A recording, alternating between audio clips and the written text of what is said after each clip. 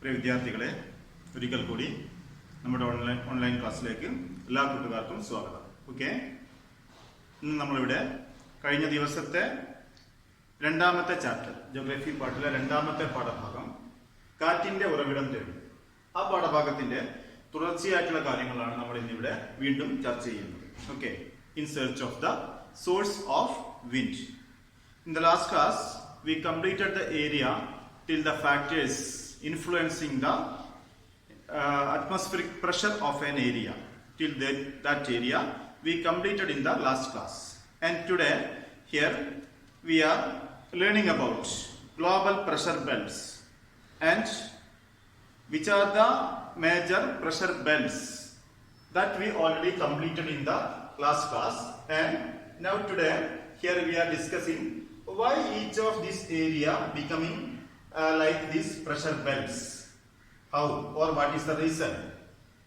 This one we are saying that equatorial low pressure belt. Okay, and here in 30° latitudes it is subtropical high pressure belt. And why or how it is formed as a low pressure belt or as a high pressure belt, this we need to discuss in detail. അതായത് നമ്മൾ ഇന്നലത്തെ ക്ലാസിന്റെ അവസാന ഭാഗത്ത് പറഞ്ഞിരുന്നത് എന്താണ്, വ്യത്യസ്ത മർദ്ദ മേഖലകളെ പറ്റിയാണ്. അതിൽ ഒന്നാമത്തെ മർദ്ദ മേഖലയെ പറ്റി പറഞ്ഞു, ഭൂമധ്യരേഖ ന്യൂനമർദ്ദ മേഖല എന്ന് പറഞ്ഞാൽ മർദ്ദം കുറവുള്ള ഭൂമധ്യരേഖയോട് ചേർന്ന് കിടക്കുന്ന പ്രദേശങ്ങൾ. എന്തുകൊണ്ടാണ് അവിടെ മർദ്ദം കുറഞ്ഞത്? പിന്നീട് നമ്മൾ നോക്കുമ്പോൾ ഇവിടെ എന്താണ്, ഉപോഷ്ണ മേഖല ഉച്ചമർദ്ദ മേഖലയാണ്. ഉച്ചമർദ്ദ മേഖല എന്ന് പറഞ്ഞാൽ മർദ്ദം കൂടുതലുള്ള മേഖല. ഈ 30° ലാറ്റിറ്റ്യൂഡ്സിൽ എന്തുകൊണ്ട് അത് കൂടുതൽ മർദ്ദമുള്ള മേഖലയായിട്ട് മാറി തുടങ്ങിയ കാര്യങ്ങളാണ് നമുക്കിവിടെ ചർച്ച ചെയ്യേണ്ടത്. Okay, so let us discuss in detail. It is equatorial low pressure belt, the first one. The equatorial low pressure belt is situated between 5° north and 5° south latitudes. Okay, this we already discussed it. And why it is formed as a low pressure belt, that is the point we are discussing now. Okay, this zone where the sun rays fall vertically throughout the year, as we discussed in the last class or the first chapter, it is the equatorial region, and throughout the year this region receives vertical fall of sun rays. ഈ മേഖലകളിൽ വർഷം മുഴുവനും സൂര്യരശ്മികൾ കുത്തനെ പതിക്കുന്നു. അതുകൊണ്ട് ഇവിടെ എന്ത് കൂടുതലായിരിക്കും? ചൂട് കൂടുതലായിരിക്കും. അപ്പൊ നമ്മൾ പഠിച്ച നേരത്തെ ചൂട് കൂടുതലുള്ള ഒരു പ്രദേശമാണെങ്കിൽ അവിടെ എന്തായിരിക്കും?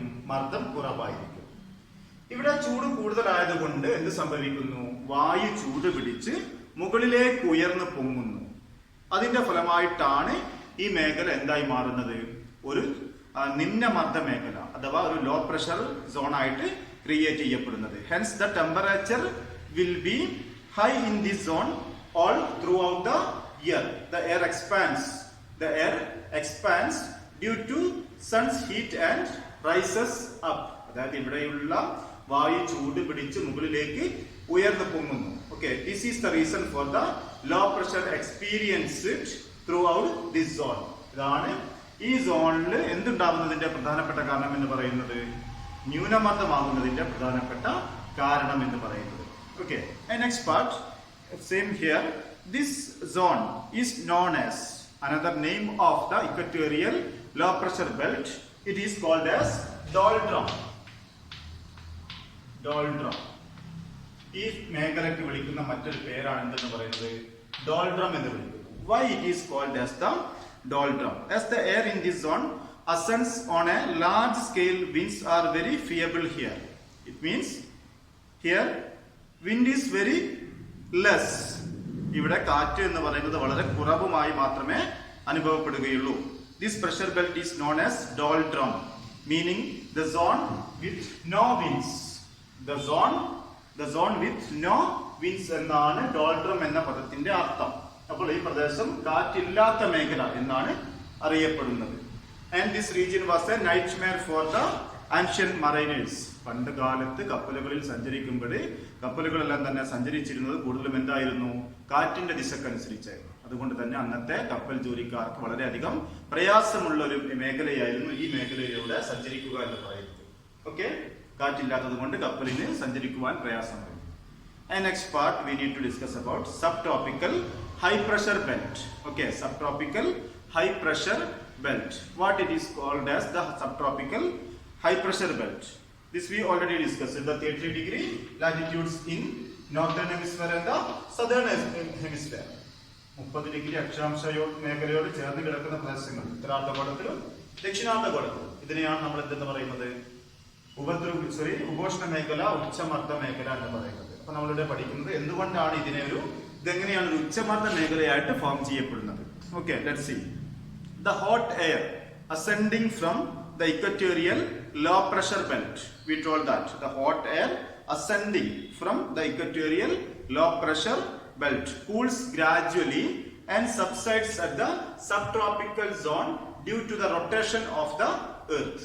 അതായത് ഭൂമധ്യരേഖ പ്രദേശത്ത് നിന്നും അമിതമായ ചൂട് കാരണം മുകളിലേക്ക് ഉയർന്നു പൊങ്ങിയ വായു മുകളിലെത്തിയിട്ട് അത് തണുത്തിട്ട് ഭൂമിയുടെ ഭ്രമണ നിമിത്തം രണ്ട് വശങ്ങളിലേക്കുമായി താഴ്ന്നിറങ്ങുന്നു. അപ്പോൾ ഇവിടെ നിന്നും മുകളിലേക്ക് ഉയർന്നു പൊങ്ങിയ വായു രണ്ട് വശങ്ങളിലേക്കുമായി താഴേക്ക് ഇറങ്ങുന്നു. അതിറങ്ങുന്നത് ഈ രണ്ട് ഭാഗങ്ങളിലേക്കായിരിക്കും. അതുകൊണ്ട് തന്നെ ഇവിടെയുള്ള വായു എന്തായിരിക്കും? തണുത്ത വായു ആയിരിക്കും. തണുത്ത വായു എന്ന് പറഞ്ഞാൽ നമുക്കറിയാം അവിടെ എന്താണ്? ടെമ്പറേച്ചർ കുറവാണ്. നമ്മൾ നേരത്തെ പഠിച്ചു, താപം കുറവുള്ള സ്ഥലങ്ങളിൽ എന്തായിരിക്കും? മർദ്ദം കൂടുതലായിരിക്കും. ഇങ്ങനെയാണ് ഉപോഷ്ണ ഉച്ചമർദ്ദ മേഖല രൂപം കൊള്ളുന്നത്. Okay, and this latitude is 30-degree latitude. In the latitude is known as horse latitude. ഇത് അറിയപ്പെടുന്ന ഒരു പേരാണ് എന്തെന്ന് പറയുന്നത്? horse latitude. Why it is called as horse latitude? Okay, എന്തുകൊണ്ടാണ് ഈ മേഖലയെ horse latitude എന്ന് വിളിക്കുന്നത്? Okay, superior breeds of Arabian horses were one of the major transporting item from Asia to Europe, and cargo ships were used to carry them across. Okay, അതായത് ഉയർന്ന നല്ല രീതിയിലുള്ള കുതിരകൾ, നല്ല ഇനം കുതിരകള് എന്താണ് ഏഷ്യയിൽ നിന്നും യൂറോപ്പിലേക്കുള്ള ഒരു പ്രധാനപ്പെട്ട കയറ്റുമതി ഉൽപ്പന്നമായിരുന്നു. അപ്പോൾ ഇതിനെ കൊണ്ടുപോയിരുന്നത് കപ്പലിലായിരുന്നു. Okay, and as the winds are feeble in the subtropical region, it was difficult for the ships to sail smoothly. അതായത് കാറ്റ് കുറവായത് കൊണ്ട് സബ്ട്രോപ്പിക്കൽ റീജിയനിലൂടെ കപ്പലുകൾക്ക് സഞ്ചരിക്കുവാൻ വളരെ പ്രയാസമായിരുന്നു. ഇങ്ങനെ പ്രയാസമായത് കാരണം അന്നത്തെ മറൈനേഴ്സ്, നാവികർ എന്ത് ചെയ്യാറുണ്ടായിരുന്നു? കപ്പലിൽ നിന്നും കുതിരകളെ കടലിലേക്ക് എറിയാറുണ്ടായിരുന്നു. അങ്ങനെ എറിയുന്നതിന്റെ ഉദ്ദേശം എന്ന് പറയുന്നത് എന്താണ്? കപ്പലിന്റെ വെയിറ്റ് കുറയുമ്പോൾ എന്ത് സംഭവിക്കും? കപ്പലിന് കുറച്ചും കൂടി നന്നായിട്ട് മുന്നോട്ട് നീങ്ങുവാൻ കഴിയും. ഇങ്ങനെ ചെയ്തിരുന്നത് കൊണ്ട് ഈ ലാറ്റിറ്റ്യൂഡ് അറിയപ്പെടുന്ന പേരാണ് എന്ത്? Horse latitude. കുതിര അക്ഷാംശം എന്ന പേരിൽ അറിയപ്പെട്ടിരുന്നു. 30-degree latitudes. Okay, and next is subpolar low pressure belt. Subpolar low pressure belt. As this zone is close to the pole. This zone is very close to the pole. What is the speciality of here? The air is colder here. The air is colder. We discussed it here, and here also till an extent the air is heated air, hot air. The air is hot on this area, but this area is very close to the poles, and it is a cooler area. The air is cold air. It is here. The air is thrown up due to the rotation of the earth. It means though the cold air remains close to the earth. ഇവിടെയുള്ള തണുത്ത വായു ഭൂമിയുടെ ഉപരിതലത്തോട് ചേർന്ന് കിടക്കും. പക്ഷെ ഭൂമിയുടെ ഭ്രമണം നിമിത്തം, because of the rotation of the earth, the cold air is thrown up. അവിടെയുള്ള തണുത്ത വായു ചുഴറ്റി എറിയപ്പെടുന്നു. Okay, and as a result low pressure is experienced all along the subpolar region. അതുകൊണ്ട് തന്നെ ഈ പ്രദേശത്ത് എന്ത് അനുഭവപ്പെടുന്നു? ഒരു നിമ്നമർദ്ദ മേഖലയായിട്ട് അനുഭവപ്പെടുന്നു, അഥവാ ന്യൂനമർദ്ദ മേഖലയായി അനുഭവപ്പെടുന്നു എന്നും കൂടി പറയാം. അതായത് ഈ പ്രദേശത്ത് ധ്രുവങ്ങളോട് ചേർന്ന് കിടക്കുന്ന പ്രദേശമായതുകൊണ്ട് തന്നെ ഇവിടുത്തെ വായുവിന് തണുപ്പ് കൂടുതലായിരിക്കും. അപ്പോൾ ഈ തണുത്ത വായു ഭൂമിയുടെ ഉപരിതലത്തോട് ചേർന്ന് കിടക്കും. ഭൂമിയുടെ ഉപരിതലത്തോട് ചേർന്ന് കിടക്കുന്ന ഈ തണുത്ത വായു എന്ത് ചെയ്യപ്പെടുന്നു? ഭൂമിയുടെ ഭ്രമണ നിമിത്തം ചുഴറ്റി എറിയപ്പെടുന്നു. അത് കാരണം ഈ മേഖല എന്തായി മാറുന്നു? ഒരു നിമ്നമർദ്ദ മേഖല, ലോ പ്രഷർ ബെൽറ്റ് ആയിട്ട് രൂപം കൊള്ളുന്നു. Okay, and next is polar high pressure belt. Okay, polar high pressure belt. Northern സൈഡിലുള്ള നോർത്തേൺ ഹെമിസ്ഫിയർ അല്ലെ, നമുക്കറിയാം north pole and south pole. North പോളിൽ അതെ 2 പോൾസിൽ 90 ഡിഗ്രിയിലാണ് പോളാർ ഹൈ പ്രഷർ ബെൽറ്റ്. ഈ മേഖലയുടെ പ്രത്യേകത എന്താണ്? വളരെ വലിയ തണുപ്പായിരിക്കും ഇവിടെ അനുഭവപ്പെടുക. This zone experiences severe cold throughout the year. As a result, the air remains chilled under the extreme cold that prevail over the poles, and this contributes to the steady high pressure experienced here. ഇവിടെയുള്ള വായു എപ്പോഴും വളരെയധികം തണുത്ത വായു ആയിരിക്കും. അതുകൊണ്ട് തന്നെയാണ് ഇവിടെ എപ്പോഴും എന്ത് അനുഭവപ്പെടുന്നതും? ഇവിടെ ഒരു ഉച്ചമർദ്ദം അനുഭവപ്പെടുന്നതും. അതായത് വായു ഏറ്റവും തണുത്തതായിരിക്കുക എന്ന് പറയുന്നത് എന്താണ്? ചൂട് കുറവായിരിക്കും. ചൂട് കുറവാണെങ്കിൽ അവിടെ എന്തായിരിക്കും? ഉയർന്ന മർദ്ദമായിരിക്കും രേഖപ്പെടുത്തുക. Okay, so till here the global pressure belt and something more. Variations in the amount of the solar energy received and the rotation of the earth contributes to the formation of different pressure belts. It means the major reason for creating different pressure belt across the globe, it is variations in the sunlight received on the earth's surface, or the variations in the sunlight and the rotation of the earth. These two are the major reasons for the formation of different pressure belts. എന്ന് പറഞ്ഞാൽ വ്യത്യസ്ത മർദ്ദ മേഖലകൾ രൂപം കൊള്ളുന്നതിന്റെ ഏറ്റവും പ്രധാനപ്പെട്ട കാരണം എന്ന് പറയുന്നത് ഒന്ന് സൂര്യപ്രകാശത്തിന്റെ അളവിലുണ്ടാകുന്ന വ്യത്യാസമാണ്. രണ്ടാമത്തേത് എന്താണെന്ന് പറയാം? ഭൂമിയുടെ ഭ്രമണമാണ്. The pressure belt shifts according to the apparent movement of the sun. The pressure belt shifts northward during the period of sun's northward progression. അതായത് പ്രഷർ ബെൽറ്റ് എന്ത് ചെയ്യുന്നു? നമ്മൾ നേരത്തെ പഠിച്ചിട്ടുണ്ട്. The apparent movement of the sun between the Tropic of Cancer and Tropic of Capricorn. അപ്പോൾ ഈ സൂര്യന്റെ apparent മൂവ്മെന്റിന് അനുസരിച്ച് പ്രഷർ ബെൽറ്റ് എന്ത് ചെയ്യുന്നു? ചേഞ്ച് ആവുകയും ചെയ്യുന്നു. The pressure belt shifts northward during the period of sun's northward progression. അതായത് സണ്ണിന്റെ നോർത്ത്വേർഡ് progression എന്ന് പറഞ്ഞാൽ ഇവിടെ let's assume that it is the 23.5 degree. 23.5 degree. Okay, here it is called as the Tropic of Capricorn, and assume that here it is the 23.5 degree north. Okay, and from here to here the movement of the sun, it is called as the northward shifting of the sun or northward progression. അപ്പോൾ ഈ നോർത്ത്വേർഡ് progression സമയത്ത് എവിടേക്കായിരിക്കും? Northern ഹെമിസ്ഫിയറിലേക്കായിരിക്കും എന്ത് shift ചെയ്യപ്പെടുക? Pressure belts shift ചെയ്യപ്പെടുക. And towards the south during the period of southward progression. Southward progression എന്ന് പറയുമ്പോൾ north നിന്ന് സൗത്തിലേക്ക്. അപ്പോൾ ഈ സൗത്ത്വേർഡ് പ്രോഗ്രഷൻ സമയത്ത് ഈ ഭാഗത്തേക്കാണ് എന്ത് ഷിഫ്റ്റ് ചെയ്യപ്പെടുക? പ്രഷർ ബെൽറ്റ് ഷിഫ്റ്റ് ചെയ്യപ്പെടുക. Okay, next part is atmospheric pressure and winds. As the name of the chapter indicates, in this chapter the major area we need to discuss wind. Okay, so first we need to understand what it is called as wind. എന്തിനെയാണ് നമ്മൾ കാറ്റ് എന്ന് പറയുന്നത്? Okay, the horizontal movement of atmospheric air is called as the wind, or in another words, the horizontal movement of air from a high pressure zone to a low pressure zone is called as wind. From a high pressure zone to a, it is a high pressure zone as we discussed it, and this is a low pressure zone. From here to here, from a high pressure zone to a low pressure zone, the movement of air, the horizontal movement of air. അതായത് മർദ്ദം കുറഞ്ഞ പ്രദേശത്തേക്ക് മർദ്ദം കൂടിയ പ്രദേശത്ത് നിന്നുമുള്ള അന്തരീക്ഷ വായുവിന്റെ തിരശ്ചീന ചലനത്തെയാണ് നമ്മൾ എന്തെന്ന് പറയുന്നത്? കാറ്റെന്ന് വിളിക്കുന്നത്. ഓക്കെ, മർദ്ദം കൂടിയ മേഖലയിൽ നിന്നും മർദ്ദം കുറവുള്ള മേഖലയിലേക്ക് അന്തരീക്ഷ വായു തിരശ്ചീനമായി ചലിക്കുന്നതിനെ നമ്മൾ എന്തെന്ന് പറയുന്നു? വിൻഡ് അഥവാ കാറ്റ് എന്ന് പറയുന്നു. Okay, there are different types of wind on Earth's surface. Different types of wind on Earth's surface. Winds are named on the basis of the direction from which they blow. Okay. അതായത് ഒരു വിൻഡിന്റെ പേര് പറയുന്നത്, ഒരു കാറ്റിന്റെ പേര് പറയുന്നത് എങ്ങനെയാണ്? ആ കാറ്റ് ഏത് ദിശയിൽ നിന്നാണ് വീശുന്നത് എന്ന് നോക്കിയിട്ടാണ് ഒരു കാറ്റിന് നമ്മൾ ഒരു പേര് പറയുന്നത്. ഓക്കെ.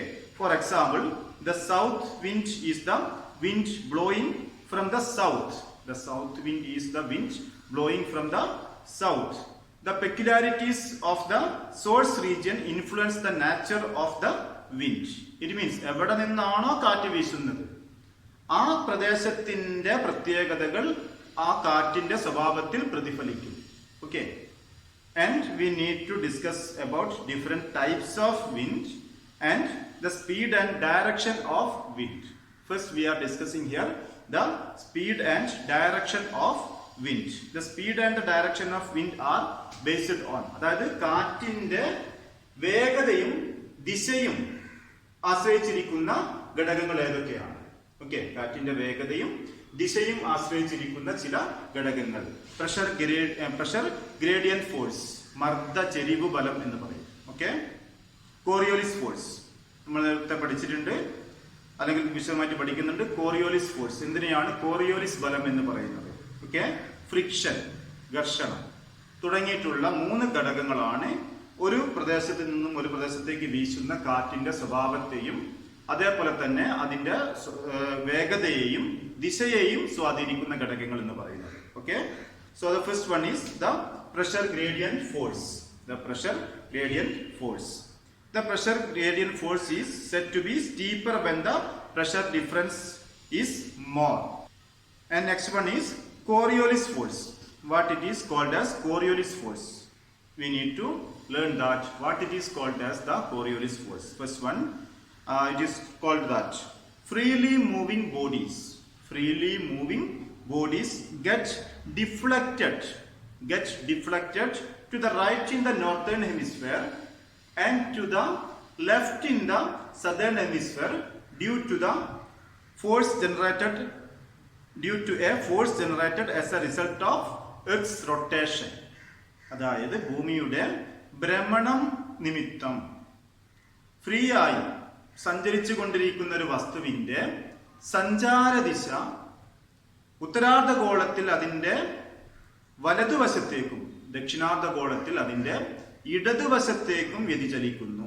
ഇതിന് പറയുന്ന പേരാണ് എന്തെന്നത്? ഈ ഒരു ആശയത്തിന് പറയുന്ന പേരാണ് കോറിയോലിസ് ഫോഴ്സ് എന്ന് പറയുന്നത്. അങ്ങനെ പറയുന്നതിന്റെ കാരണം കോറിയോലിസ് എന്ന് പേരുള്ള this is known as the Coriolis force. This force increases as it moves towards the poles from the equator. Poles അതായത് ഇക്വേറ്ററിൽ നിന്നും പോൾസിലേക്കാണെങ്കിൽ ഈ ബലവും അതേപോലെ ഈ വേഗതയും എന്തായിരിക്കും? കൂടുതലായിരിക്കും. ഒന്നും കൂടി ശ്രദ്ധിക്കാം.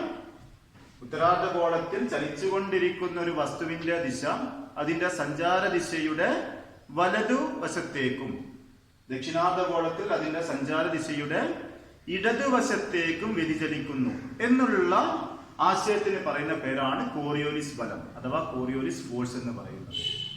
അതായത് എത്രത്തോളം പോൾസിനോട് അടുത്ത് പോകുന്നുവോ അതിനനുസരിച്ച് ഇതിന്റെ സഞ്ചാര ദിശയുടെ വേഗത കൂടുകയും ചെയ്യുന്നു. Okay. This force increases as it moves towards the poles from the equator. Admiral Farrell, ഒരാളുടെ പേരാണ് Farrell. Admiral Farrell found out that the winds in the northern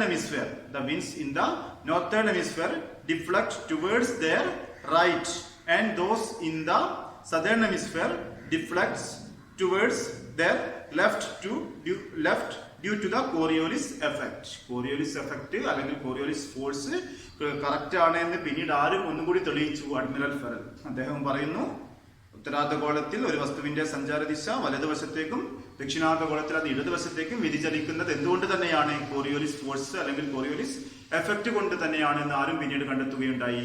admiral ഫെറൽ. The law put forward by him on the basis of this is known as Farrell law. അപ്പോൾ അദ്ദേഹം പറഞ്ഞിരിക്കുന്ന ഈ കാര്യം അറിയപ്പെടുന്ന പേരാണ് എന്തെന്ന് പറയുന്നത്? ഫെറൽസ് ലോ.